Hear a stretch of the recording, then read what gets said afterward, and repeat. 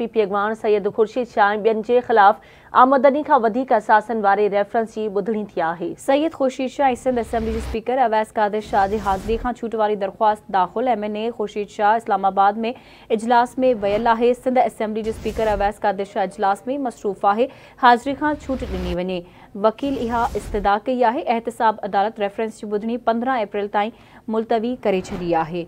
तफ़सील मालूम कंदासीं आवाज़ जे रिपोर्टर मोरड़ महर खान। जी मोरड़ महर, कहिड़ा तफ़सील आहिनि, आगाह कजो।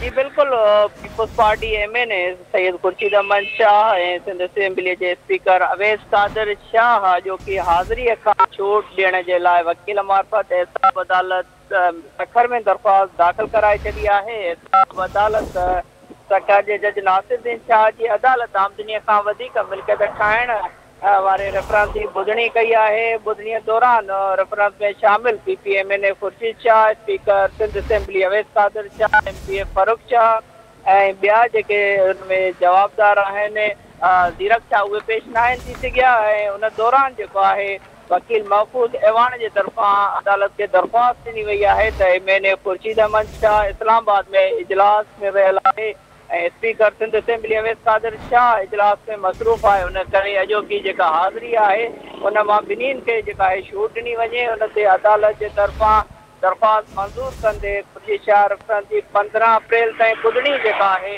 उहा मुलतवी करे छॾी आहे। नेब सैयद खुर्शीद अहमद शाह उन जे घर बातिल सूदो 18 जवाबदारनि जे ख़िलाफ़ 1 अरब 23 करोड़ रुपयनि जो जेको आहे उन में रेफरेंस जेको आहे हलंदड़ आहे।